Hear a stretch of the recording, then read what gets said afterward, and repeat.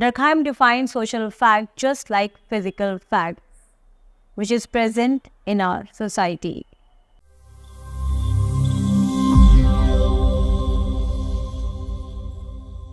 Today we'll have a discussion on social facts, a concept given to us by Emile Durkheim.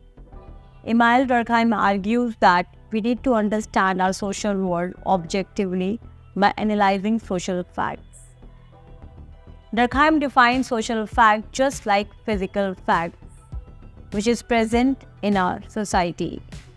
So these social facts are also measurable and observable.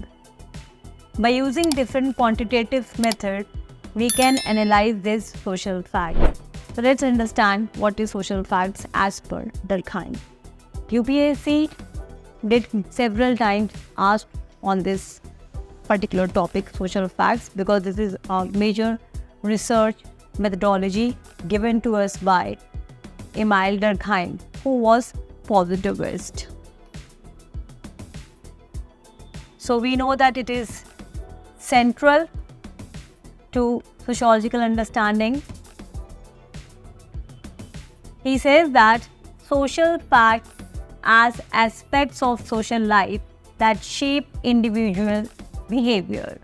Social facts are norms, values, sanctions of society coming out of different social institutions. So these facts exist external to individuals and are capable of exerting influence over them.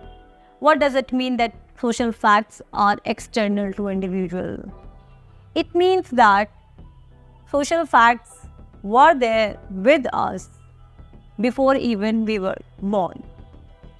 So I was born without my personality. I was born without any understanding of my own towards the world. My aspiration, my role, everything is given to me by society. And these values, norms are actually social facts. This is a major argument. While explaining social facts, Durkheim has given lot of characteristics. One of the characteristics which I have just explained, that it is external to individuals, which shape individual behavior. Whether you will go for work, like business, what type of friends you will have, your family, university, it's all external. And it has a coercive power. Whether you like or not, you actually follow the norms of society. So you may think that you have all control in your life, but it is not the case. If we analyze sociologically, we will see that social fact has enormous power in your lives. You can understand it with several examples. We know that in contemporary societies, how we have a lot of discussion going on to legalize LGBT marriages. But even today, if you openly tell to your parents that, okay, you do not have a particular interest to your opposite sex, you will have repercussions. You will have many challenges. That shows that society from different mechanisms will exert pressure on you.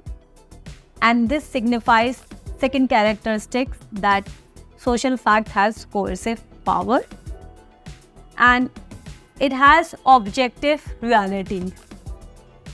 The way we can see this tree, so the physical fact has objective reality. Durkheim is also advocating that these social institutions, these cultural universals, have objective reality. You go any society, you go to any society anywhere, you will find some sort of social institutions. You will find religion, you will find faith, you will find family, you will find some set patterns of doing economical activities, you will see rules and regulations. all these are facts, social facts. So we can say that institutions like legal system, education, religious, family, these are examples of social facts. Norms and values, family, social classes, bureaucracies, all these are examples of social facts. Now this social fact helps in maintaining social integration. On the other hand, it also tells us about anomie. What is anomie? So now anomie is a situation when there is a breakdown of social norms and values leading to a state of normlessness. Okay, so this happens when there is a rapid social change or disruption, right? So you can see that there is lot of significance of social facts given to us by Durkheim in establishing sociological theories. These social facts actually tell us that whether society is functioning or it has some dysfunctional attributes. So I will end my lecture today by explaining the significance of social facts, that in order to understand Durkheimian sociology, we need to have conceptual clarity on social facts, which is really important to understand other theories of Durkheim. Thank you.